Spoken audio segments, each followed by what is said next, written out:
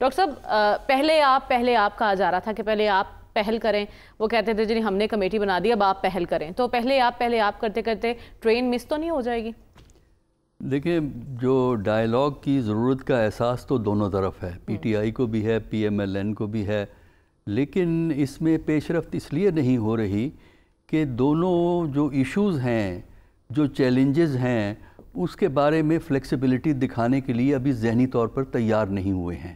اچھا، اور اپنی اپنی جگہ فکسیشن ہے، کیونکہ جو اگر حکومت کی طرف سے کوئی بات کرنے میں زیادہ دلچسپی ہوتی، دیکھیے میرے ذاتی رائے میں حکومت کی پہلی پریفرنس ٹاکس نہیں ہے، پہلی پریفرنس یہ ہے کہ اسٹیبلشمنٹ کے ساتھ مل کے پی ٹی آئی کو فارغ کیا جائے اگر ممکن ہو سکتا ہے، یہ ہے پہلی پریفرنس۔ دوسری پریفرنس یہ ہے کہ اگر لوگ اصرار کرتے ہیں تو ٹاکس ہو سکتی ہیں۔ میں اس لیے یہ بات کہہ رہا ہوں کہ ٹاکس شروع کرنے کے لیے کچھ ماحول میں بہتری کی بھی ضرورت ہوتی ہے، اور وہ کام حکومت نے کرنا ہوتا ہے۔ جو پکڑ دھکڑ کی پالیسی ہے، جو کیسز کی پالیسی ہے، جو 26 مارچ اور 9 مئی کو اکٹھا کر کے ایک ورد چلتا ہے حکومتی حلقوں میں، اس کی بنیاد پہ یہ کہنا کہ کوئی ڈائیلاگ شروع ہوگا اور اس سے کوئی نتیجہ نکلے گا، یہ میرا خیال ہے بہت زیادہ آپٹیمسٹک ہونا پڑے گا اس کے لیے۔ تو میرا خیال یہ ہے کہ ایک اچھی بات ہے کہ ڈائیلاگ کا احساس دونوں طرف، ڈائیلاگ کرنے کا احساس دونوں طرف ہے، لیکن اس سے آگے جانے کو تیار نہیں ہے گورنمنٹ کے کسی ایکشن۔ کچھ رہنما تو بڑے پر امید دکھائی دے رہے ہیں ہمیں، مربت صاحب۔ دیکھیے پر امید تو میں بھی کہہ سکتا ہوں کہ بڑی اچھی بات ہے۔ دیکھیے تھیوری اور چیز ہوتی ہے، اصولی سطح پہ تو اس کے بغیر ترقی نہیں ہو سکتی، یہ نہیں ہو سکتا، وہ نہیں ہو سکتا، لیکن صرف اصولی سطح نہیں ہوتی بلکہ آپ کو اپنے ارد گرد سیاسی حقیقتیں دیکھنی ہوتی ہیں۔ جو سیاسی حقیقتیں جو کہ اس وقت برسر اقتدار طبقہ کنٹرول کرتا ہے، اس میں آج میں اور آج سے 2 ہفتے پہلے میں کوئی تبدیلی نہیں ہے۔ اچھا، تھوڑی سی تبدیلی نظر آئے۔ پی ٹی آئی میں صرف اتنی تبدیلی تھی کہ پہلے وہ کہتے تھے ہم نے تو اسٹیبلشمنٹ سے ڈائیلاگ کرنا ہو، کسی سے کرنا ہی نہیں ہے۔ اب کم از کم ایک تبدیلی تو ہے کہ وہ پولیٹیکل پارٹی سے، پولیٹیکل لیڈرشپ سے، پولیٹیکل گورنمنٹ سے بات کرنا چاہتے ہیں، لیکن اس کے آگے ایشوز پہ کتنی فلیکسیبلٹی ہے، کتنی وہ شو کرنا چاہتے ہیں، ویسے وہ پہلے بتائیں گے بھی نہیں، کوئی بھی نہیں بتائے گا، وہ تو بیٹھ کے گفتگو ہوتی ہے۔ تو اس میں ڈیپینڈ یہ کرتا ہے نا کہ جو اگر کمیٹی بنتی ہے حکومت کی، اس میں کس قسم کے لوگ ہیں، ان کا مینڈیٹ کیا ہے۔ دیکھیے بعض دفعہ گفتگو برائے گفتگو ہوتی ہے، بعض دفعہ گفتگو ہوتی ہے وقت ٹالنے کے لیے، بعض دفعہ گفتگو ہوتی ہے مسائل کو حل کرنے کے لیے، کہ مینڈیٹ کیا ہے۔ اس وقت ہمیں گورنمنٹ کا مینڈیٹ یہ نظر نہیں آتا کہ پی ٹی آئی کے ساتھ بیٹھ کے کوئی درمیانہ راستہ نکالا جائے۔ مینڈیٹ اگر یہ مل گیا پھر تو مسئلہ حل ہوگا، لیکن یہ مینڈیٹ ملے گا نہیں۔ مینڈیٹ وہی ہے کہ پی ٹی آئی کو سیدھا کرنا ہے۔ اچھا، اب دیکھتے ہیں کہ کون سیدھا ہوتا ہے، پی ٹی آئی سیدھے ہوتے ہیں یا دوسرے سیدھے ہوتے ہیں، یہ تو وقت ہی بتائے گا۔ مذاکرات کے ٹیبل پر آئیں گے، اس کے کتنے امکانات ہیں؟ دیکھیں مذاکرات کی ٹیبل پہ آ سکتے ہیں، لیکن وہی بات ہے نا کہ کس مینڈیٹ سے آئیں گے۔ میرے نزدیک موجودہ ماحول اکوموڈیشن کی مینڈیٹ کا نہیں ہے۔ اچھا، میں فیکچول بات کر رہا ہوں، ماحول میں جو ڈیولپمنٹس ہیں ان کی روشنی میں بات کر رہا ہوں۔ باقی آپ اپنے ذہن میں اختراع کر کے بات کر سکتے ہیں کہ بڑی اچھی بات ہے، یہ کہا ہے، یہ ہو جائے گا، وہ ہونا چاہیے، مسئلے اس طرح حل ہوں گے، ترقی نہیں ہو سکتی جب تک آپ سیاسی مسائل حل نہیں کرتے۔ یہ تو ہم نے کتابوں میں پڑھا ہے، لیکن کتابوں میں جو چیزیں ہوتی ہیں وہ ایکچول میں ضروری نہیں کہ ہوں۔ تو ایکچول میں جو چیزیں ہیں وہ ڈائیلاگ کی نہیں ہیں، ٹھیک ہے، وہ کچھ اور ہیں۔ اب دیکھیں گے کیا ہوتا ہے، اللہ کرے یہ ڈائیلاگ پہ چلے جائیں، خواہش میری بھی ہے، لیکن میں سیاسی تجزیہ خواہشات کی بنیاد پہ نہیں کرتا، پریویلنگ ریئلٹیز کی بنیاد پہ کرتا ہوں۔ اور آپ کو ابھی ایسا محسوس ہو رہا ہے نہیں، ابھی کوئی مجھے آثار نظر نہیں آ رہا ہے میننگ فل ڈائیلاگ کے۔ ٹھیک ہے، معنی خیز ڈائیلاگ ہوتے آپ کو نظر نہیں آ رہے۔ ڈاکٹر صاحب آپ کو کیا لگتا ہے یہ ایک سیاسی بیان، سیاسی دھمکی ہے یا اس پر عمل درآمد کریں گے؟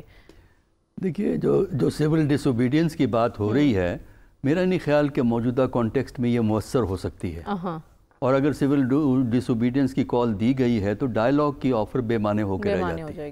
تو لہٰذا میرے نزدیک یہ دانش مندی نہیں ہے، اور تھوڑے سے صبر سے کام لینے کی ضرورت ہے، کیونکہ معاملات زیادہ جو ہیں وہ پیچیدہ ہیں۔ دیکھیے پاکستان کی صورتحال کو سمجھنے کے لیے 2 چیزوں میں ایک ڈسٹنکشن کرنی ضروری ہے۔ ایک تو ہے پولیٹیکل ڈائیلاگ، یعنی پولیٹیکل فورسز میں ڈائیلاگ ہو، یعنی پی ٹی آئی اور پی ایم ایل این میں ہو ڈائیلاگ، اس سے شاید کوئی راستہ نکلے. دوسرا ہے پولیٹیکل انجینئرنگ. اچھا, پولیٹیکل انجینئرنگ سے تبدیلی کے امکانات اس ملک میں زیادہ ہیں. پاکستان میں تبدیلی پولیٹیکل انجینئرنگ سے ہی ہوتی رہی ہے, اور اب بھی پولیٹیکل انجینئرنگ پہ تھنکنگ تو چل رہی ہے, لیکن اس پولیٹیکل انجینئرنگ کے ذریعے بھی یہ کہا جا سکتا ہے کہ تو ڈائلاگ کرو, پھر ہو سکتا ہے ڈائلاگ ہو جائے. لیکن صرف پولیٹیکل فورسز میں ڈائلاگ سے رزلٹ کوئی برآمد نہیں ہوگا. اور جہاں تک پارٹیز کا تعلق ہے, دیکھیے میں نے خواہش کی بات کی تھی, یہ ہمارے ہاں اس ملک میں یہ خواہشات رہی ہیں پارٹیوں کو ختم کرنے کی. ضیاء الحق نے پی پی پی, اس کی بڑی خواہش تھی کہ پی پی کو فارغ کرتے, نہیں ہوئی پی پی فارغ. پاور میں آئی 1988 میں, عوام نے اس کو ووٹ دیا, جبکہ اس زمانے میں 88 میں ہمیں پتہ ہے IGI کس طرح بنی تھی, 1990 میں ہمیں پتہ ہے کہ پیسے کس طرح تقسیم ہوئے تھے, یہ ساری باتیں پتہ ہیں, لیکن پاور میں آ گئے. اچھا, پھر مشرف کے زمانے میں PMLN کو فولڈ کرنے کی کوشش کی گئی, کسی طرح یہ ان سے جان چھوٹ جائے, نہیں جان چھوٹی. 2013 میں PMLN پاور میں آ گئی. تو اب بھی حکومت کی خواہش یہی ہے کہ ان کی سپورٹ کے ساتھ کسی طرح اس پارٹی کو فارغ کر دیا جائے, لیکن فارغ ہوگی نہیں پارٹی. ٹھیک ہے, اس لیے کہ پولیٹیکل پارٹیز کے اگر روٹس ہیں تو وہ سروائیو کر جاتی ہیں, اور PTI کے روٹس ہیں اس وقت پبلک کے اندر, اور وہ لہذا برے اچھے حالات سے گزر کے ہوگی. لیکن بہتر تو یہی ہے نا کہ پولیٹیکل لیڈرشپ کامن سینس کو استعمال کرے اور یہ دکھائے کہ ان میں ابیلٹی ہے کہ وہ خود فیصلے کر سکیں. یہ جو امپریشن پاکستان میں ہے کہ فیصلے کوئی اور کرتا ہے, اور اس کے بعد یہ جو ہے نا یہ بس سامنے کے پلیئر ہیں. آپ کہہ رہے ہیں یہ ایک گولڈن چانس ہے اس تاثر کو زائل کرنے کے لیے. ڈاکٹر صاحب, امریکی پابندیوں کو متعصبانہ قرار دیتے ہوئے کہا ہے کہ ایسی پابندیاں نہ صرف خطے بلکہ عالمی سطح پر بھی اسٹریٹجک استحکام کے لیے خطرناک نتائج کا باعث بن سکتی ہیں. تو آپ کی نظر میں اس کے پیچھے کیا ہے, کیا وجوہات آپ کو دکھائی دے رہی ہیں؟ دیکھیے, پاکستان امریکہ کے تعلقات کا اگر مطالعہ کریں تو آپ کو یہ سینکشنز کئی دفعہ لگتے ہوئے نظر آتی ہیں پاکستان کے اوپر, وقتاً فوقتاً, لمبی تاریخ ہے وہ. لیکن جو میزائل ٹیکنالوجی کے حوالے سے جو سینکشنز ہیں وہ پاکستان میں سب سے پہلے 2001 میں لگی تھیں. یہ سپٹمبر 2001 سے پہلے کی میں بات کر رہا ہوں, بلکہ 7 یا 8 سپٹمبر کو انہوں نے ری انفورس کی تھیں پاکستان کے خلاف. پھر اس کے بعد اسی سال کے شروع میں سینکشنز لگی ہیں. اب جو یہ سینکشن لگی ہیں یا اس سے پہلے جو سینکشن تھی وہ کمپنیز کے خلاف ہیں, پاکستانی اسٹیٹ کے خلاف نہیں ہیں. لیکن اس کا نیگیٹو ریفلیکشن, جو اثر جو ہے وہ آپ کے ملک پہ آتا ہے, خاص کر اس لیے آتا ہے کہ اس دفعہ انہوں نے یہ کہا جی کہ انہوں نے ایسے وہ میزائل بنا رہے ہیں جو امریکہ تک پہنچ جائیں گے. میرا خیال ہے یہ جو بات ہے امریکہ کی یہ سینکشن لگانے کی, یہ ایک متعصبانہ فیصلہ ہے, ڈسکریمنیٹری ہے, کیونکہ انڈیا پہ وہ اس قسم کے پابندیاں نہیں لگاتا, کیونکہ انڈیا کا میزائل پروگرام بھی کسی سے کم نہیں ہے. اور دوسرا یہ ہے کہ پاکستان نے ایک بڑی بات واضح کی ہے کہ میزائل جو ہے نا وہ ایک ڈیلیوری سسٹم ہوتے ہیں نیوکلیر کے, اور کنونشنل ویپن بھی ڈیلیور کر سکتے ہیں وہ. تو اس میں جو پاکستان کا جو نیوکلیر پروگرام ہے اور پاکستان کا جو میزائل ڈیلیوری سسٹم ہے اس کا فوکس صرف انڈیا ہے. اور یہ دفاعی نقطہ نظر سے ہے کہ انڈیا کا جو نیوکلیر پروگرام ہے اس کو کاؤنٹر بیلنس کرنے کے لیے, اور جو کنونشنل ویپن میں, کنونشنل ملٹری میں انڈیا کو جو سپیریورٹی ہے اس کو نیوٹرلائز کرنے کے لیے پاکستان کا نیوکلیر ویپن ہے. یہ نہ امریکہ کے لیے ہیں, نہ برطانیہ کے لیے ہیں, نہ اسرائیل کے لیے ہیں.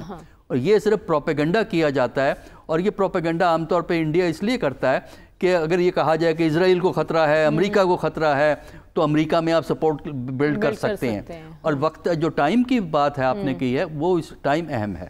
کیسے؟ دیکھیے, ٹائم اس لیے اہم ہے کہ بائیڈن کی حکومت کا 1 مہینہ رہ گیا, 1 مہینہ یا 5 ہفتے رہ گئے ہیں. انہوں نے جاتے جاتے پابندی اس لیے لگائی ہے کہ جب نئی ایڈمنسٹریشن آئے اس کے ہاتھ بندھے ہوئے ہوں, اور کیونکہ جب آپ سینکشن لگا دیتے ہیں تو سینکشن وڈرا کرنا اتنا آسان نہیں ہوتا. اس کے لیے ایک ریزنز آپ کو دینے پڑتے ہیں کہ پہلے سینکشن لگی تھیں, اب جو سینکشنز وڈرا ہوئی ہیں اس کے ریزنز کیا ہیں. تو ایک طرح کا بائیڈن نے 4 سال پاکستان کو لفٹ نہیں کرائی, کوئی تعلقات میں بہتری نہیں آئی, تقریریں ہوتی رہیں. امریکہ کے ایمبیسڈر بڑی اچھی تقریریں کرتے ہیں پاکستان میں, لیکن تعلقات میں بہتری نہیں آئی. اور جاتے جاتے انہوں نے یہ تحفہ آپ کو لگا دیا تاکہ اگلی ایڈمنسٹریشن کے لیے بھی مشکل ہو. تو میرا خیال یہ ہے کہ اس میں ایسا پریشان ہونے کی بات نہیں ہے, ایشو کو ریز کرنا چاہیے.